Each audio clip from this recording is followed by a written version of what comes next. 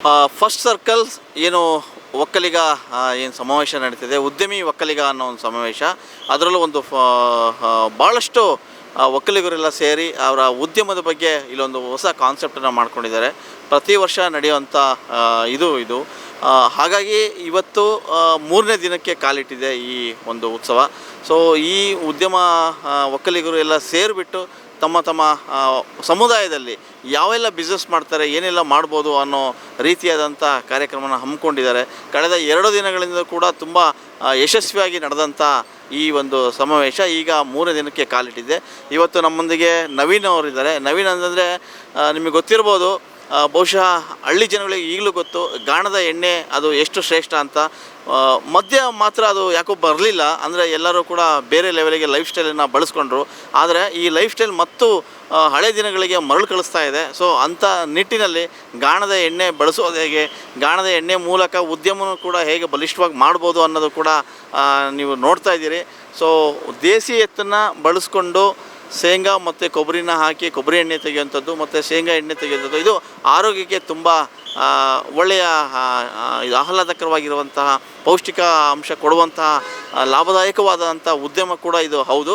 So ಆ ಉದ್ಯಮದಲ್ಲಿ ಈಗ ನಮ್ಮ ಜೊತೆ ನವೀನ್ ಇದ್ದಾರೆ. ನವೀನ್ ಕೂಡ IT-BTಯಿಂದ ಬಂದಂಥವ್ರು. ಎಸ್, IT-BTಯಿಂದ ಸಾಕಷ್ಟು ಜನ ಬರ್ತಾರೆ. ಸೊ ಬಂದಂಥವ್ರು ಒಂದು ಹೊಸ ಉದ್ಯೋಗನ ಸೃಷ್ಟಿ ಮಾಡ್ಕೋತಾ ಇದ್ದಾರೆ. ಹಾಗೆಯೇ ನವೀನ್ ಅವರು ಕಳೆದ ಒಂದಿಷ್ಟು ವರ್ಷಗಳಿಂದ ಈ ಕೆಲಸನ ಮಾಡ್ತಾ ಇದ್ದಾರೆ. ಸೊ ಅವರೇ ಇದ್ರ ಬಗ್ಗೆ ಒಂದಿಷ್ಟು ಎಕ್ಸ್ಪ್ಲೇನ್ ಮಾಡ್ತಾರೆ. ಸರ್ ನಮಸ್ತೆ. ನಮಸ್ಕಾರ ಸರ್, ಹೇಗಿದ್ದೀರಿ? ನಾನು ತುಂಬ ಚೆನ್ನಾಗಿದ್ದೀನಿ. ಎಸ್ ಸರ್, ನೀವು ಈ ಗಾಣದ ಎಣ್ಣೆ ಶುರು ಮಾಡ್ತಾ ಇದ್ದೀರಿ. ಸೊ ಹೇಗೆ ನೀವು ಬರ್ಲಿಕ್ಕೆ ಕಾರಣ ಏನು ಆ್ಯಕ್ಚುಲಿ? ಸರ್, ನಾವು ಬರೋದಕ್ಕೆ ಕಾರಣ ನಾವು IT-ನಲ್ಲಿ ವರ್ಕ್ ಮಾಡ್ತಿದ್ವಿ. ನಾನು, ಮಹೇಶ್, ಯೋಗೇಶ್ 3 ಜನ. ಓಕೆ, ವೆಲ್ ಸೆಟಲ್ಡ್, ತುಂಬ ಚೆನ್ನಾಗಿದ್ವಿ. ಒಂದು ಪಾಯಿಂಟ್ ಆಫ್ ಟೈಮಲ್ಲಿ ಏನು ಅನ್ನಿಸ್ತು, 2017ರಲ್ಲಿ ನಾವು ಹೀಗೆ ಕೆಲಸ ಮುಂದುವರ್ಸ್ಕೊಂಡು ಹೋದರೆ ನಾವು 60 ವರ್ಷಕ್ಕೆ ರಿಟೈರ್ಡ್ ಆಗ್ತೀವಿ. ಒಂದಲ್ಲ ಒಂದು ದಿನ ಸಾಯ್ತೀವಿ.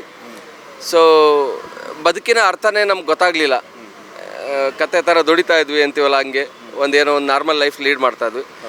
ಇವತ್ತು ಮತ್ತೆ ನಾವು ಸಾಯೋದ್ರ ಮಧ್ಯೆ ಏನಾದರೂ ಒಂದು ಅಚೀವ್ ಮಾಡಬೇಕು, ಅದರಿಂದ 4-6 ಜನಕ್ಕೂ ಉಪಯೋಗ ಆಗಬೇಕು, ನಮಗೂ ಜೀವನಾಂಶ ಆಗಬೇಕು ಅಂಥೇಳಿ ನಾವು ಆಲೋಚನೆ ಮಾಡ್ತಿದ್ದಾಗ ಇದೇ ವೃತ್ತಿನಲ್ಲಿ ಕಂಟಿನ್ಯೂ ಮಾಡಿದ್ರೆ ಇದೆಲ್ಲ ನಾವು ಮಾಡೋಕ್ಕಾಗೋದಿಲ್ಲ ಅಂಥೇಳಿ ರಿಸೈನ್ ಮಾಡಿ ಆಚೆಗೆ ಬಂದು ಒಂದು 4-5 ಸಾವಿರ ಕಿಲೋಮೀಟ್ರ್ ಓಡಾಡ್ತೀವಿ. ಓಡಾಡಿದಾಗ ನಮಗೆ ಆಗಿರ್ತಕ್ಕಂಥ ಬದಲಾವಣೆಗಳು ಕೃಷಿನಲ್ಲಿ ಮತ್ತು ಗ್ರಾಹಕರ ಆರೋಗ್ಯದಲ್ಲಿ ಬಹಳಷ್ಟು ವ್ಯತ್ಯಾಸಗಳಾಗಿದೆ. ಎಲ್ಲರೂ ನಾವೆಲ್ಲ ಕೆಮಿಕಲಿಂದ, ಸಾವಯವದಿಂದ ಕೆಮಿಕಲ್ಗೆ ಬಂದಿದ್ದೀವಿ. ನಮ್ಮ ರೈತನ ಏನಾದರೂ ಆದಾಯ ತುಂಬ ಚೆನ್ನಾಗಾಗಿದೆ ಅಂದರೆ ಅವನ ಆದಾಯನೂ ಚೆನ್ನಾಗಾಗಿಲ್ಲ. ಈ ಕಡೆ ನಮ್ಮ ಗ್ರಾಹಕ ಅದನ್ನು ಬಳಸ್ತಾ ಇರ್ತಕ್ಕಂಥ ಗ್ರಾಹಕನ ಆರೋಗ್ಯ ತುಂಬ ಚೆನ್ನಾಗಿದೆ ಅಂದರೆ ಅದು ಆಗ್ತಾಯಿಲ್ಲ. ಸೊ ಇದೆಲ್ಲ ಏನು ವ್ಯತ್ಯಾಸ ಆಗ್ತಾಯಿದೆ, ಇದೆರಡಕ್ಕೂ ಏನಾದರೂ ಉತ್ತರ ಕಂಡುಹಿಡ್ಕೋಬೇಕು ಅಂತ ಹೇಳಿ ಆ ಒಂದು ಜರ್ನಿನಲ್ಲಿ ನಾವು ಬಂದ ಮೇಲೆ ಒಂದಿಷ್ಟು ಪಟ್ಟಿ ಮಾಡ್ತೀವಿ, ಯಾವ ವಿಷಯದ ಮೇಲೆ ನಾವು ಕೆಲಸ ಮಾಡ್ಬೋದು ಅಂಥೇಳಿ. ಎಲ್ಲ ವಿಷಯಗಳನ್ನ ನಾವು ಕ್ರೋಢೀಕರಿಸಿ ನೋಡಿದಾಗ ಸಿರಿಧಾನ್ಯಗಳು ಸಿಕ್ತು, ಹಣ್ಣು ಹಂಪಲುಗಳು ಸಿಕ್ತು, ಬೇಳೆಕಾಳುಗಳು ಸಿಕ್ತು, ಅಕ್ಕಿಗಳು ಸಿಕ್ತು. ಈ ಥರದ್ದೆಲ್ಲದನ್ನು ನೋಡ್ಕೊಂಡಾಗ ಎಣ್ಣೆಗಳಲ್ಲಿ ಬಹಳಷ್ಟು ಮೋಸ ಆಗ್ತಾ ಇದೆ ಅಂತ ಗೊತ್ತಾಯಿತು. ಯಾಕೆಂದರೆ ಆ ಜರ್ನಿನಲ್ಲಿ ನಾವು ನೋಡಿದಾಗ 3 kg ಶೇಂಗಾ ನಮ್ಮ ಮುಂದೆನೇ ಹಾಕಿದ್ರು 1 ಲೀಟ್ರ್ ಎಣ್ಣೆ ಬರ್ತಾಯಿತ್ತು. ಅವತ್ತೊಂದು ದಿನ ನಮಗೆ ಶೇಂಗಾ 90 ರೂಪಾಯಿ 1 ಕಿಲೋ ಇತ್ತು. 3 kg ಆಗ್ತು ಅಂತಂದರೆ 270 ರೂಪಾಯಿ. ಅದನ್ನು ನೀವು ಕ್ರಷಿಂಗ್ ಮಾಡಬೇಕು, ಮೆಷಿನರಿ ಕಾಸ್ಟು, ಲೇಬರು, ಇದೆಲ್ಲ ಇಟ್ಕೊಂಡು ಪ್ಯಾಕಿಂಗು, ನೀವು ಗ್ರಾಹಕರ ಮನೆಗೆ ತಲುಪಿಸೋ ತನಕ ಒಂದು 400 ರೂಪಾಯಿ ಎಣ್ಣೆ, ಅದಕ್ಕಿಂತ ಕಡಿಮೆ ಕೊಟ್ಟರೆ ಎಲ್ಲೋ ವ್ಯತ್ಯಾಸ ಆಗ್ತಾಯಿದೆ ಅಂತ. ಸೊ ನಾವೇನು ಮಾಡಿದ್ವಿ, ಅವತ್ತು ನಮ್ಮ ಮನೆ ಹತ್ರ ಸಿಗ್ತಾ ಇದ್ದಿದ್ದು ಆಯಿಲ್ಗಳು 65, 70 ರೂಪಾಯಿ, 90 ರೂಪಾಯಿಗೆಲ್ಲ ಎಣ್ಣೆ ಸಿಗ್ತಾಯಿತ್ತು. ಇದರಲ್ಲಿ ಏನೋ ವ್ಯತ್ಯಾಸ ಇದೆ ಅಂಥೇಳಿ ಎಣ್ಣೆಗಳ ಬಗ್ಗೆ ನಾವು ವರ್ಕ್ ಮಾಡೋಣ ಅಂಥೇಳಿ ಭಾರತದಲ್ಲಿ ಯಾವ್ಯಾವ ಎಣ್ಣೆ ತೆಗೆಯೋಂಥ ವಿಧಾನಗಳಿದೆ ಅಂತ ಹುಡ್ಕೊಂಡು ಹೋದಾಗ ರಿಫೈನರಿ ಪ್ರೊಸೆಸ್ ಅಥವಾ ಸಾಲ್ವೆಂಟ್ ಎಕ್ಸ್ಟ್ರಾಕ್ಷನ್ ಅಂತೀವಿ, ರೋಟ್ರಿಲಿ ವುಡನ್ ರೋಟ್ರಿ ಇದೆ, ಮೆಟಲ್ ರೋಟ್ರಿ ಇದೆ, ಎಕ್ಸ್ಪೆಲ್ಲರ್ಗಳಿದೆ, ಸ್ಕ್ರೂ ಪ್ರೆಸ್ಸಿಂಗ್ ಇದೆ, ಹೈಡ್ರಾಲಿಕ್ ಪ್ರೆಸ್ಸಿಂಗ್ ಇದೆ. ಸೊ ನಮಗೆ ಎಲೆಕ್ಟ್ರಿಸಿಟಿನೇ ಇರಲಿಲ್ಲ. ಸ್ವಾತಂತ್ರ್ಯ ಪೂರ್ವ 1902ನಲ್ಲಿ ಫಸ್ಟು ನಮಗೆ ಎಲೆಕ್ಟ್ರಿಸಿಟಿ ಬಂದಿದೆ. ಅದಕ್ಕಿಂತ ಮುಂಚೆನೂ ಎಣ್ಣೆಗಳನ್ನ ಬಳಸ್ತಾ ಇದ್ರಲ್ಲ, ಯಾವ ಪದ್ಧತಿ ಇತ್ತು ಅಂತ ಹುಡ್ಕೊಂಡು ಹೋದಾಗ ಎತ್ತಿನ ಗಾಣ ಅಂತ ಗೊತ್ತಾಯಿತು. ಸೊ ಎತ್ತಿನ ಗಾಣದ ಬಗ್ಗೆ ನಾವು ಅದ್ರ ಬಗ್ಗೆ ಸ್ವಲ್ಪ ಅಧ್ಯಯನ ಮಾಡಿದಾಗ, ಹಿರಿಯರ ಹತ್ರ ಕೇಳ್ಕೊಂಡಾಗ ಇದು ಪರಿಸರ ಸ್ನೇಹಿ ಗುಡಿ ಕೈಗಾರಿಕೆ ಅಂತ ಗೊತ್ತಾಯಿತು. ರೈತರು ಎಣ್ಣೆ ಕಾಳುಗಳನ್ನ ಅಲ್ಲೇ ಬೆಳೀತಾಯಿದ್ರು, ಅಲ್ಲೇ ಹೋಗಿ ಗಾಣಿಗರ ಹತ್ರ ಅದನ್ನು ಪರಿವರ್ತನೆ ಮಾಡ್ಕೊಂಡು ಬರ್ತಾಯಿದ್ರು, ಮತ್ತು ಅಲ್ಲೇ ಬಳಸ್ತಾಯಿದ್ರು. ಯಾವುದು ಆರೋಗ್ಯದಲ್ಲಿ ವ್ಯತ್ಯಾಸ ಇರಲಿಲ್ಲ, ಎಲ್ಲರೂ ಖುಷಿಯಾಗಿದ್ದರು ತುಂಬ ಕುಟುಂಬದಲ್ಲಿ. ಇವತ್ತು ನೋಡ್ತು ಅಂತಂದರೆ ಅದರಿಂದ ಡಿಸ್ಕನೆಕ್ಟ್ ಆಗಿದ್ದೀವಿ. ಈ ಒಂದು ಗುಡಿ ಕೈಗಾರಿಕೆಗಳನ್ನ ಬಿಟ್ಟಿದ್ದೀವಿ. ಎಲ್ಲ ವಿಕೇಂದ್ರೀಕೃತ ವ್ಯವಸ್ಥೆಯಿಂದ ಕೇಂದ್ರೀಕೃತ ವ್ಯವಸ್ಥೆಗೆ ಬಂದುಬಿಟ್ಟಿದ್ದೀವಿ. ಭಾಳಷ್ಟು ಬಳಲ್ತಾ ಇದ್ದೀವಿ. ಈ ವೃತ್ತಿ ಶುರು ಮಾಡಿ ಸುಮಾರು ಒಂದು 7-8ನೇ ವರ್ಷಕ್ಕೆ ಬಿದ್ದಿದ್ದೀವಿ. ನಾವು ಒಂದು 3 ಜನದಿಂದ ಶುರು ಮಾಡಿದ್ವಿ. ಇವಾಗ ಹೆಚ್ಚು ಕಡಿಮೆ ಒಂದು 100 ಜನ ಆಗಿದ್ದೀವಿ. ಹೆಚ್ಚಿನ ಪಾಲು ಮಹಿಳೆಯರೇ ಇದ್ದಾರೆ. ಇಲ್ಲಿ ನೋಡಿ, ಇಲ್ಲಿ ಮಹಿಳೆಯರು ಇದ್ದಾರಲ್ಲ, ಇವ್ರುಗಳೇ. ಹಳ್ಳಿಗಳಲ್ಲಿ ವರ್ಷ ಪೂರ್ತಿ ನಾವು ಕೆಲಸನ ಮಾಡ್ತೀವಿ. ಈಗ ಯಾವುದೋ ಒಂದು ಹೊಲದ ಕೆಲಸ ಅಂದರೆ ವರ್ಷ ಪೂರ್ತಿ ಕೆಲಸ ಇರೋದಿಲ್ಲ, ನಮಗೆ ವರ್ಷ ಪೂರ್ತಿ ಕೆಲಸ ಸಿಗುತ್ತೆ.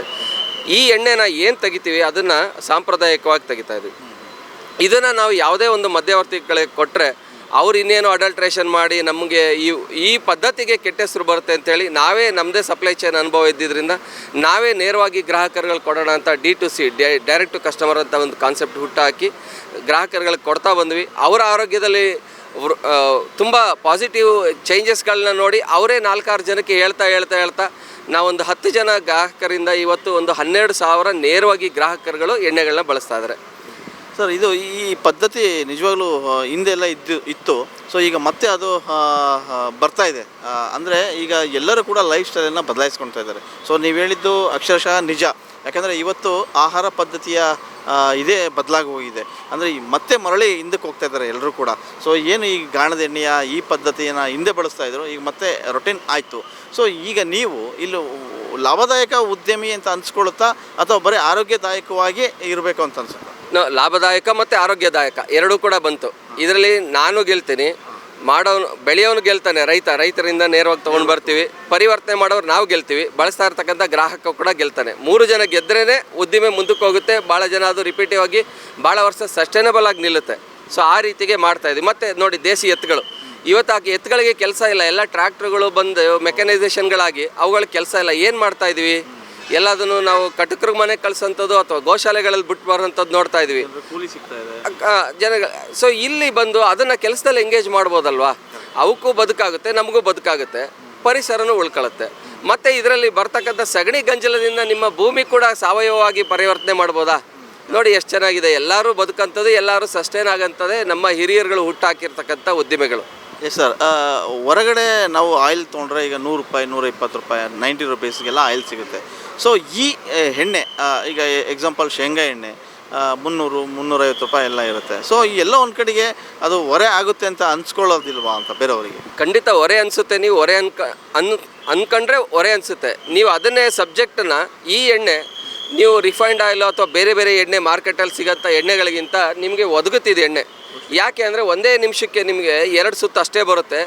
ಆ ರೊಟೇಷನಲ್ಲಿ ನಾರ್ಮಲ್ ಪ್ರೆಷರು, ನಾರ್ಮಲ್ ಟೆಂಪ್ರೇಚರ್ ಎಣ್ಣೆ ಬರೋಂಥ ಜಾಗದಲ್ಲಿ ನಿಮಗೆ ಶಾಖ ಉತ್ಪತ್ತಿನೇ ಆಗೋದಿಲ್ಲ. ಶಾಖ ಉತ್ಪತ್ತಿ ಆಗೋದಿಲ್ಲ ಅಂದರೆ ನಿಮಗೆಲ್ಲ ನ್ಯೂಟ್ರಿಯೆಂಟ್ಸ್ ಇಂಟ್ಯಾಕ್ಟಾಗಿ ಉಳಿಯುತ್ತಾ?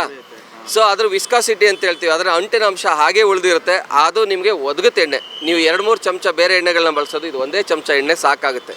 ಓಕೆ, ಈಗ ಹಾಕಿರೋದು ಎಷ್ಟು ಹಾಕಿದಿರಿ? ನಾವು ಈ ಕಾರಣಕ್ಕೆ 13 kg ಹಾಕಿದ್ದೀವಿ. 6.5 ಲೀಟ್ರಷ್ಟು ಎಣ್ಣೆ ಬರುತ್ತೆ. ಇದು ಕೊಬ್ಬರಿ ಎಣ್ಣೆ ಸರ್, ಇವತ್ತು ನಾವು ತೆಗಿತಾ ಇರೋದು. 13 kg ಕೊಬ್ಬರಿ ಹಾಕಿದ್ವಿ. ಸೊ ಈಗ ಆಯಿಲ್ ಎಷ್ಟು ಲೀಟ್ರ್ ಬರ್ಬೋದು? 6.5 ಲೀಟ್ರು, 50% ತನಕ ಬರುತ್ತೆ ನಮ್ಮ ಕೊಬ್ಬರಿ ಎಣ್ಣೆ. ಈಗ kg ಕೊಬ್ಬರಿ ಎಷ್ಟು ಆಗಿರುತ್ತೆ? ಆಮೇಲೆ ಈಗ ನೇರವಾಗಿ ಗ್ರಾಹಕರು ನಿಮಗೆ ಕೊಬ್ಬರಿ ತಂದು ಕೊಡ್ತಾರೆ, ಅದು ಹಾಕ್ಕೊಡ್ತೀರಾ ಹೇಗೆ? ಖಂಡಿತ. ಈಗ ನಾವೇನು ಮಾಡ್ತಾ ಇದ್ದೀವಿ, ನೇರವಾಗಿ ಗ್ರಾಹಕಗಳು ಇದು ನಮಗೆ ಬೇಕಾಗಿರೋ ರಿಕ್ವೈರ್ಮೆಂಟ್ ಥರ ತರಲ್ಲ. ಅದನ್ನು ಸಣ್ಣ ಪೀಸಾಗಿ ಕತ್ತರಿಸ್ಬೇಕು, ಅದಕ್ಕೆ ಮಾಯ್ಶ್ಚರ್ ಮೇಂಟೈನ್ ಮಾಡಬೇಕು. ಮಾಯ್ಶ್ಚರ್ ಜಾಸ್ತಿ ಇದ್ದಿದ್ದನ್ನ ಆಡಿಸ್ತು ಅಂದರೆ ಎಣ್ಣೆ ಬೇಗ ರ್ಯಾನ್ಸಿಡ್ ಆಗುತ್ತೆ, ಕೆಟ್ಟೋಗುತ್ತೆ. ಸೊ ನಾವೇನು ಮಾಡ್ತೀವಿ, ಅವ್ರ ತರಂಥ ಕೊಬ್ಬರಿನ ನಾವು ಪರ್ಚೇಸ್ ಮಾಡ್ಕೊತೀವಿ. ನಮ್ಮಲ್ಲಿ ತೆಗಿತಾ ಇರ್ತಕ್ಕಂಥ ಎಣ್ಣೆನ ನಾವು ಗ್ರಾಹಕರುಗಳಿಗೆ ಕೊಡ್ತೀವಿ. ಇಲ್ಲಿ ಏನಾಗುತ್ತೆ, ನಮ್ಮ ಪದಾರ್ಥ ತಂದು ಕೊಟ್ಟರು ನಮಗೆ ಕೊಡ್ತಾ ಇಲ್ಲ ಅಂತ ಹೇಳ್ಬೋದು. ಬಟ್ ಆ ಮಾಯ್ಶ್ಚರ್ ಲೆವೆಲ್ಲು ಮತ್ತು ಒಳ್ಳೆ ಕೊಬ್ಬರಿ ಹಾಕಬೇಕು. ಈ ಕೆಟ್ಟಿದ್ದು, ಕೆಂಪು ಬಂದಿದ್ದು, ಹಳದಿ ಬಂದಿದ್ದು ಎಲ್ಲ ಕೊಡ್ತಾರೆ. ಸೊ ಆ ಥರದ್ದನ್ನು ನಾವು ಯಾವುದೂ ಆಡಿಸೋದಿಲ್ಲ. ಮತ್ತು ಮಾಯ್ಶ್ಚರ್ ಲೆವೆಲ್ಲ ಸಟನ್ ಮಾಯ್ಶ್ಚರ್ ಲೆವೆಲ್ಗೆ ಇಳಿಸಿ 4.5 to 5 ಮಾಯ್ಶ್ಚರ್ ಲೆವೆಲ್ಗೆ ಇಳಿಸಿದ್ದನ್ನು ಮಾತ್ರ ನಾವು ಪ್ರೊಡಕ್ಷನ್ಗೆ ಬಳಸ್ತೀವಿ. 6 ತಿಂಗಳುಗಳ ಕಾಲ ನೀವು ಇದನ್ನು ಇಟ್ಕೊಂಡು ಬಳಸ್ಬೋದು ಎಣ್ಣೆಗಳನ್ನ. ಈ ಎಣ್ಣೆ ಅಡುಗೆಗೂ ಬಳಸ್ಬೋದು ಮತ್ತು ದೇಹಕ್ಕೂ ಬಳಸ್ಬೋದು? ಹೌದು, ಖಂಡಿತ. ಈ ಎಣ್ಣೆನ ಖಾಲಿ ಹೊಟ್ಟೆನಲ್ಲಿ 2 ಚಮಚ ಕುಡಿಯೋದಕ್ಕೆ ನಮ್ಮ ಡಾಕ್ಟರ್ ಖಾದರ್ ಸರ್ ಸಜೆಸ್ಟ್ ಮಾಡಿದ್ದಾರೆ. ಈ ಎಣ್ಣೆಗಳನ್ನ ಕುಡ್ಕೊಂಡು ಭಾಳಷ್ಟು ಜನ ಅವರವರ ಕಾಯಿಲೆಗಳಿಂದ ಆಚೆ ಬಂದಿದ್ದಾರೆ. ಈ ಎಣ್ಣೆಗಳು ಸಿರಿಧಾನ್ಯಗಳಿಂದ.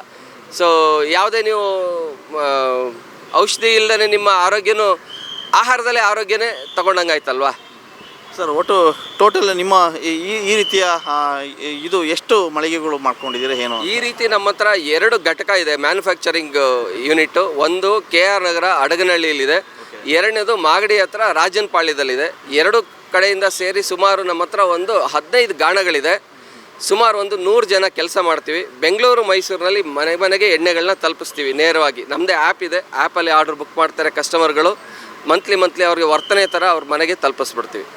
ಪ್ರತಿದಿನ ಎಷ್ಟು ಲೀಟ್ರು ಎಣ್ಣೆನ ನೀವು ತೆಗಿತೀರ? ಸುಮಾರು ಒಂದು 200-250 ಲೀಟ್ರ್ ತನಕ ಎಣ್ಣೆ ತೆಗಿಬೋದು. It depends on the oil, ಯಾವ ಆಯಿಲ್ ಸೀಡ್ ಹಾಕ್ತೀವಿ ಅಂತ. ಕೊಬ್ಬರಿ ಹಾಕಿದಾಗ 50% ಬಂದಿರುತ್ತೆ. ಅದೇ ಹುಚ್ಚೆಳ್ಳು ಹಾಕಿದಾಗ ನಿಮ್ಗೆ 20-25% ಬಂದಿರುತ್ತೆ. So it depends on N average. ನಾನು ಹೇಳ್ತಾ ಇರೋದು ನಿಮಗೆ ಒಂದು 250ರಿಂದ 300 ಲೀಟ್ರ್ ತನಕ ನಾವು ಎಣ್ಣೆನ ಒಂದು ದಿನದಲ್ಲಿ ತೆಗಿತೀವಿ ಸರ್. ಎಸ್, ಇದುವರೆಗೂ ನವೀನ್ ಅವರು ಸಾಕಷ್ಟು ವಿಷಯಗಳನ್ನು ಪ್ರಸ್ತಾಪ ಮಾಡಿದೆ. ಅಂದರೆ ನೋಡಿ, IT-BTಯಿಂದ ಬಂದು ಉದ್ಯಮಿಗಳಿಗೆ ಒಂದು ಏನೋ ಪ್ರೋತ್ಸಾಹದಾಯಕವಾಗಿ ಈ ರೀತಿಯಾದಂಥ ಕೆಲಸವನ್ನು ಕೂಡ ಮಾಡ್ಬೋದು ಅಂತಂದು ತೋರಿಸ್ಕೊಟ್ಟಿದ್ದಾರೆ. ಅಂದರೆ ಭಾಳಷ್ಟು ಜನ ನಾವು ಸಾಕಷ್ಟು ಓದಿದ್ದೀವಿ, ನಮಗೆ ಉದ್ಯೋಗ ಇಲ್ಲ, ಏನು ಮಾಡೋದು, ವಾಟ್ ನೆಕ್ಸ್ಟ್ ಅನ್ನೋ ಕಾಲದಲ್ಲಿ ನವೀನ್ ಸರ್ ಅವರು IT-BTನಲ್ಲಿ ಇದ್ದು IT-BTಗೆ ಬಾಯ್ ಹೇಳಿ ಈ ಥರದ ಒಂದು ಮತ್ತೆ ಇಂದಿನ ಗ್ರಾಮೀಣ ಪ್ರದೇಶದಲ್ಲಿ ಏನು ಮಾಡ್ತಾಯಿದ್ವು ಹಿಂದೆ, ಆ ಆಹಾರ ಪದ್ಧತಿ ಹೇಗಿತ್ತು ಅದನ್ನು ಮತ್ತೆ ಮರುಕಳಿಸ್ತಾ ಅಂತ ಕೆಲಸವನ್ನು ಮಾಡಿದ್ದಾರೆ. ಆಮೇಲೆ ಇನ್ನೊಂದು ಮೆಚ್ಚಬೇಕಾದಂಥ ವಿಷಯ ಅಂದರೆ ಒಬ್ಬರು ಒಂದು ಕೆಲಸ ಇದ್ದು ಒಬ್ಬರು ದುಡಿತಾ ಇದ್ರು, ಆದರೆ ಅವರು ಹೊರಗಡೆ ಬಂದು ಈ ಥರ ಗುಡಿ ಕೈಗಾರಿಕೆಗಳನ್ನು ಸ್ಥಾಪಿಸಿ ನೂರಾರು ಜನಗಳಿಗೆ ಅವರು ಕೆಲಸವನ್ನು ಕೊಟ್ಟಿದ್ದಾರೆ. ನಿಜವಾಗ್ಲೂ ಅದೊಂದು ಒಳ್ಳೆಯ ಬೆಳವಣಿಗೆ ಸರ್. ನಿಮ್ಮ ಇದರಲ್ಲಿ ಈಗ ಎಷ್ಟು ಜನ ಕೆಲಸ ಮಾಡ್ತೀವಿ? ಹೆಚ್ಚು ಕಡಿಮೆ ನಾವು ಒಂದು 100 ಜನ ಟೀಮ್ ಇದ್ದೀವಿ ಸರ್.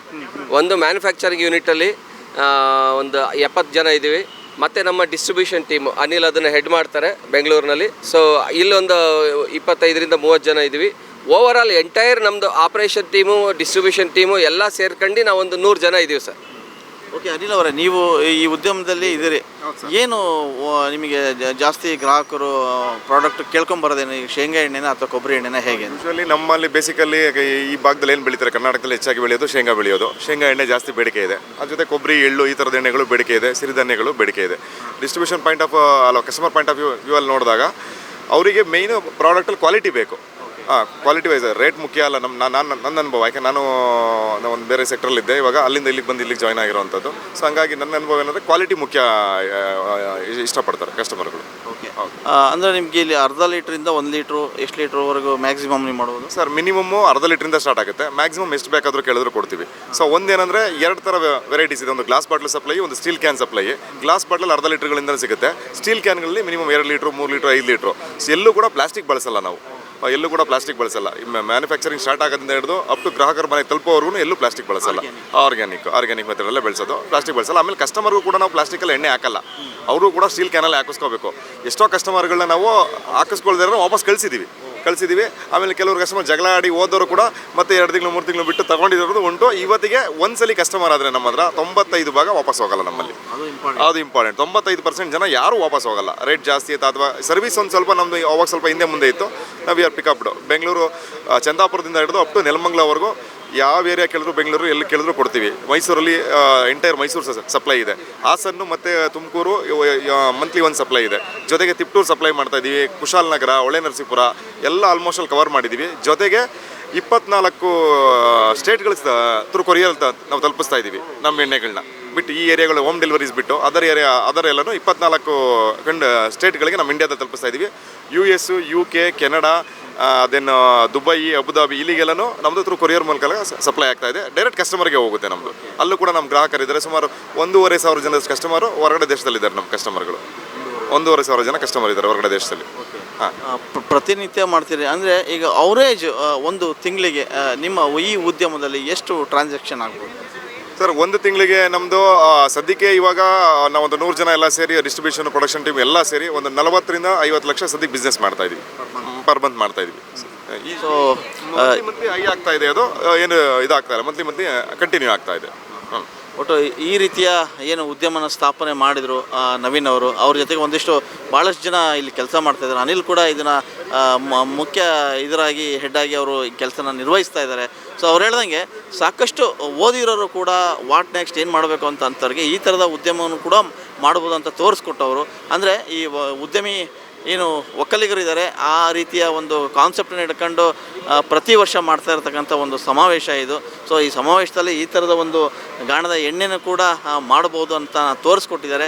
ನವೀನ್ ಆ್ಯಂಡ್ ಟೀಮ್ ಸಾಕಷ್ಟು ಏನೋ ಉತ್ಸಾಹದಿಂದಲೇ ಈ ಕೆಲಸನ ಶುರು ಮಾಡಿದೆ. ಕಳೆದ 8 ವರ್ಷಗಳಿಂದ ಶುರು ಮಾಡಿದಂಥ ಉದ್ಯಮ ಈಗ ಪರ್ ಮಂತ್ 50 ಲಕ್ಷ ಬಿಸ್ನೆಸ್ ಆಗ್ತಾಯಿದೆ. ಸೊ ಬರೀ ನಮ್ಮ ರಾಜ್ಯ ಅಷ್ಟೇ ಅಲ್ಲ, ದೇಶ ಅಷ್ಟೇ ಅಲ್ಲ, ಹೊರದೇಶಕ್ಕೂ ಈ ಎಣ್ಣೆ ಹೋಗ್ತದೆ ಅಂತಂದರೆ ಅದರ ವಿಶೇಷತೆ ಏನಂತ ನೀವೇ ಅರ್ಥ ಮಾಡ್ಕೊಳ್ಳಿ. ಅದೇನೇ ಇರಲಿ, ಗ್ರಾಮೀಣ ಪ್ರದೇಶದ ಗ್ರಾಮೀಣ ಸೊಗಡು ಮತ್ತೊಮ್ಮೆ ಮರುಕಳಿಸ್ತಾ ಇದೆ ಅನ್ನೋದು ನಿಜ. ಈ ಗಾಣದ ಎಣ್ಣೆಯಲ್ಲಿ ಸಾಕಷ್ಟು ಏನು ಕೈಗಾರಿಕೆ ಇದೆ, ಈ ಗುಡಿ ಕೈಗಾರಿಕೆಯಲ್ಲಿ ಕೆಲಸ ಮಾಡುವಂಥ ಮಹಿಳೆಯರು ಕೂಡ ಜಾಸ್ತಿ ಜನ ಇದ್ದಾರೆ. ಅಂದರೆ ಸರ್ಕಾರ ಶೇಕಡ 33% ಮಹಿಳೆಯರಿಗೆ ಮೀಸಲಾತಿ ಕೊಡಬೇಕು ಅಂತ ಇದೆ. ಆದರೆ ಸರ್ಕಾರದಲ್ಲಿ ಮೀಸಲಾತಿ ಸಿಗ್ತದೋ ಇಲ್ಲ ಗೊತ್ತಿಲ್ಲ. ಆದರೆ ಖಾಸಗಿ ಉದ್ಯೋಗದಲ್ಲಂತೂ ಸಾಕಷ್ಟು ಜನ ಹೆಣ್ಮಕ್ಳು ಕೆಲಸ ಮಾಡ್ತಾ ಇದ್ದಾರೆ. ಈ ನಿಟ್ಟಿನಲ್ಲಿ ಈ ಗುಡಿ ಕೈಗಾರಿಕೆ ಏನು ಗಾಣ ಕೈಗಾರಿಕೆ ಮಾಡಿದ್ದಾರೆ, ಸೊ ಇಲ್ಲಿ ಸಾಕಷ್ಟು ಮಹಿಳೆಯರು ಕೂಡ ಕೆಲಸ ಮಾಡ್ತಾರೆ. ಈ ನಿಟ್ಟಿನಲ್ಲಿ ಇವತ್ತು ಈ ಸಮಾವೇಶದಲ್ಲಿ ಭಾಗವಹಿಸಿರ್ತಕ್ಕಂಥ ಭಾಗ್ಯಮ್ಮ ಕೂಡ ನಮ್ಮ ಜೊತೆ ಇದ್ದಾರೆ. ಅವರು ಈ ಗಾಣದ ಎಣ್ಣೆ ತಯಾರಿಕೆಯಲ್ಲಿ ಕೆಲಸ ಮಾಡ್ತಾ ಇದ್ದಾರೆ. ಅವರ ಎಕ್ಸ್ಪೀರಿಯನ್ಸ್ ಏನಂತ ಕೇಳೋಣ. ಮೇಡಮ್, ಎಷ್ಟು ವರ್ಷದಿಂದ ಕೆಲಸ ಮಾಡ್ತಿದ್ದೀರಿ? ಸರ್ ನಾವು 5 ವರ್ಷದಿಂದ ಕೆಲಸ ಮಾಡ್ತಾ ಇದ್ದೀವಿ ಸರ್. ಹಾಂ, ಹೆಂಗೆ ಅನಿಸ್ತದೆ ಸರ್ ನಮಗೆ ಇದು ಹಳ್ಳಿಯಲ್ಲಿ ನಮಗೆ ಇದು ಒಂದು ಈ ಗಾಣ ಹಾಕಿದ್ರಿಂದ ನಮಗೆ ತುಂಬ ಅನುಕೂಲ ಆಗ್ತಾ ಇದೆ ಮಹಿಳೆಯರಿಗೆ. ನಮಗೆ ಮತ್ತು ಹೊಲದ ಕೆಲಸನೂ ಮಾಡ್ಕೋಬೋದು, ಮತ್ತು ಇಲ್ಲೂ ಕೆಲಸ ಮಾಡ್ಕೋಬೋದು. ನಮಗೆ ಅನುಕೂಲ ಆಗಿದೆ ಸರ್. ನಮಗೆ ಇದು ನಿಮ್ಗೆ ಹೆಂಗೆ ತುಂಬ ಕಷ್ಟ ಅನ್ಸೋದಾ ಹೇಗೆ ಕೆಲಸ? ಸರ್ ಕಷ್ಟ ಅನ್ಸೋದು ಏನಿಲ್ಲ ಸರ್. ಗಾಣದ ಹಿಂದೆ ಸುತ್ತಕೊಂಡು ಮತ್ತು ಎಣ್ಣೆ ತಕ್ಕೊಂಡು ನಮಗೆ ಆ ಥರ ಕಷ್ಟ ಅನ್ನೋದು ಏನೂ ಇಲ್ಲ ಸರ್. ನಮಗೆ ಈಸಿ ಕೆಲಸನೇ ಸರ್ ಅದು. ಈಗ ಬೇರೆ ಎಲ್ಲ ಹೊಲ ಮನೆ ಕೆಲಸ ಮಾಡಿದ್ರೆ ಅಥವಾ ಖಾಸಗಿ ಕಂಪ್ನಿಗಳಲ್ಲಿ ಕೆಲಸ ಮಾಡಿದ್ರೆ ಅಲ್ಲಿ ಕೊಡೋ ಪೇಮೆಂಟು, ಸೊ ಇಲ್ಲಿ ಇಡೀ ದಿನ ಕೆಲಸ ಮಾಡ್ತೀರಿ, ಇಲ್ಲಿಯ ಪೇಮೆಂಟು ನಿಮಗೆಲ್ಲ ಸಮಾಧಾನ ಆಗಿದೆ ಸರ್. ನಮ್ಗೆ ಅನುಕೂಲ ಆಗಿದೆ. ಪೇಮೆಂಟು ಸಹ ನಮಗೆ ತುಂಬ ಅನುಕೂಲವಾಗಿ ಕೊಡ್ತಾ ಇದ್ದಾರೆ ಸರ್. ಈಗ ಗಾಣದಲ್ಲಿ ಎತ್ತು ತಿರ್ತಾನೆ ಇರುತ್ತೆ, ಸೊ ನೀವು ಅದ್ರ ಸುತ್ತಾನೆ ತಿರ್ತಾನೆ ಇರ್ತೀರಾ, ಹೇಗೆ ಸುಸ್ತಾಗಲ್ವಾ? ಏನೂ ಇಲ್ಲ ಸರ್, ನಮಗೆ ಅದು ರೂಢಿ ಆಗಿಬಿಟ್ಟಿದೆ. ನಮಗೆ ಆ ಥರ ಏನು ಅನ್ಸೋದಿಲ್ಲ ಸರ್. ಪ್ರತಿದಿನ ಎಷ್ಟು ಗಂಟೆ ನೀವು ಕೆಲಸ ಮಾಡ್ತೀರಿ? ಸರ್ ಬೆಳಗ್ಗೆ 9ರಿಂದ ನಾವು ಸಂಜೆ 5:30 ತನಕ ಕೆಲಸ ಮಾಡ್ತೀವಿ ಸರ್. 9:30ರಿಂದ 5 ಗಂಟೆವರೆಗೆ. ಹಾಂ, ಎಷ್ಟು ಜನ ಮಹಿಳೆಯರು ಇಲ್ಲಿ ಕೆಲಸ ಮಾಡ್ತಾರೆ ಸರ್? ನಮ್ಮ ಪ್ಲ್ಯಾಂಟಲ್ಲಿ ಬಂದು ನಾವು ಸುಮಾರು 20 ಜನ ಇದ್ದೀವಿ ಮಹಿಳೆಯರು. ನಮ್ಮದು ರಾಜನಪಾಳ್ಯ ಮೋಟ್ಕನಹಳ್ಳಿ ಹತ್ರ ನಾವೊಂದು 20 ಜನ ಮಹಿಳೆಯರು ಕೆಲಸ ಮಾಡ್ತಾಯಿದ್ದೀವಿ ಸರ್. ನಿಮಗೆ ಖುಷಿ ಇದೆಯಾ ಈ ಕೆಲಸ ಮಾಡೋದಕ್ಕೆ? ತುಂಬಾ ಖುಷಿ ಇದೆ ಸರ್. ನಮಗೆ ಈ ಕೆಲಸ ಬಂದಿದ್ರೆ, ನಮ್ಮ ಹಳ್ಳಿಗೆ ಬಂದಿದ್ರೆ ನಮಗೆ ತುಂಬ ಅನುಕೂಲ ಆಗಿದೆ, ತುಂಬಾ ಖುಷಿಯಾಗಿದೆ ಸರ್. ನಮಗೆ ಮಹಿಳೆಯರು ಬೇರೆ ಕೆಲಸ ಮಾಡೋಕ್ಕಿಂತ ಈ ಕೆಲಸನ ತೊಡ್ಕೋಬೋದು. ಹೌದು ಸರ್, ಇದೇ ಕೆಲಸಕ್ಕೆ ಬರ್ತಾ ಇದ್ದಾರೆ ಸರ್ ಎಲ್ಲರೂ. ಹೌದು. ನಿಮಗೆ ಒಟ್ಟು ಪ್ರತಿದಿನ ಕೆಲಸ ಮಾಡೋದ್ರಿಂದ ಏನು ಮನೆ ಕೆಲಸ ಮಾಡ್ಕೊಂಡು ಇದನ್ನು ಮಾಡ್ಕೊಂಡು ಹೋಗ್ಬೋದಾ? ಮನೆ ಕೆಲಸನೂ ಮಾಡ್ಬೋದು ಸರ್. ನಾವು ಈ ಕೆಲಸನೂ ಮಾಡ್ಕೊಂಡು ಹೋಗ್ತಾ ಇದೀವಿ ಸರ್. ತುಂಬ ರಿಸ್ಕ್ ಅಂತ ಅನ್ಸುತ್ತೆ ಹೇಗೆ? ಏನೂ ಇಲ್ಲ ಸರ್, ನಮ್ಗೆ ರಿಸ್ಕ್ ಅನ್ನೋದು ಏನು ಕಾಣಿಸ್ತಾ ಇಲ್ಲ ಸರ್ ಆ ಥರ ನಮಗೆ. ಇದೆಲ್ಲ ಕೊಬ್ಬರಿ ನೀವೇ ಹಾಕ್ತೀರಿ? ಹಾಂ ಹೌದು ಸರ್. ಇದೆಲ್ಲ ಮಾಡ್ತಾರೆ. ಆಮೇಲೆ ಈ ಎಣ್ಣೆ ಎಷ್ಟು ಗಂಟೆ? ಇದು 13 kg ಕೊಬ್ಬರಿ ಹಾಕಿದ್ರೆ 6.5 ಲೀಟ್ರ್ ಎಣ್ಣೆ ಬರುತ್ತೆ ಸರ್. ಇದು ಎರಡು ಗಂಟೆಗಳ ಕಾಲ ನಾವು ಓಡಿಸ್ತಾ ಇರಬೇಕು ಸರ್. ಈ ಥರ 2 ಗಂಟೆ ತನಕ ನೀವು ಮಾಡಿದ್ರೆ ಮಾತ್ರ ಆ ಎಣ್ಣೆ 6.5 ಲೀಟ್ರ್ ಎಣ್ಣೆ ತೆಗಿತೀರಿ. ಎಸ್, ಇದುವರೆಗೂ ಭಾಗ್ಯಮ್ಮ ಅವರು ಹೇಳಿದರು ಗಾಣದ ಎಣ್ಣೆಯ ಕೆಲಸದ ಬಗ್ಗೆ. ಅಂದರೆ ನನಗೆ ತುಂಬ ಖುಷಿ ಆಗ್ತಾಯಿದೆ ಈ ರೀತಿಯ ಗ್ರಾಮೀಣ ಪ್ರದೇಶದಲ್ಲಿ ಬಂದಿರತಕ್ಕಂಥದ್ದು. ಇಂಥ ಕೈಗಾರಿಕೆಗಳು ಬಂದರೆ ಮಹಿಳೆಯರಿಗೂ ಒಂದಿಷ್ಟು ಕೆಲಸ ಸಿಗ್ತದೆ. ಆಮೇಲೆ ಇದು ಪೌಷ್ಟಿಕಾಂಶ ಇರತಕ್ಕಂಥ ಎಣ್ಣೆನೂ ಸಿಗ್ತದೆ. ಸೊ ಒಟ್ಟಾರೆ ಆರ್ಗ್ಯಾನಿಕ್ ಇರತಕ್ಕಂಥ ಅಂಶ ಈ ಗುಡಿಗಾರಿಕೆಯಿಂದ ನಾವು ತೊಗೋಬೋದು. ನನಗಂತೂ ಸಂತೃಪ್ತಿ ಇದೆ ಅಂತ ಹೇಳ್ತಾರೆ. ಒಟ್ಟಾರೆ ಗ್ರಾಮೀಣ ಪ್ರದೇಶದಲ್ಲಿ ಈ ರೀತಿಯ ಗುಡಿ ಕೈಗಾರಿಕೆಗಳು ಹೆಚ್ಚಾದಂತೆ ಸೊ ಉದ್ಯೋಗ ಅವಕಾಶಗಳು ಕೂಡ ಹೆಚ್ಚಾಗ್ತವೆ ಅಂತ ಹೇಳ್ಬೋದು. ಬೆಂಗಳೂರಿನ ಸಮಗ್ರ ಸುದ್ದಿಗಾಗಿ ನೋಡಿ ಕರ್ನಾಟಕ ಟಿವಿ ಬೆಂಗಳೂರು.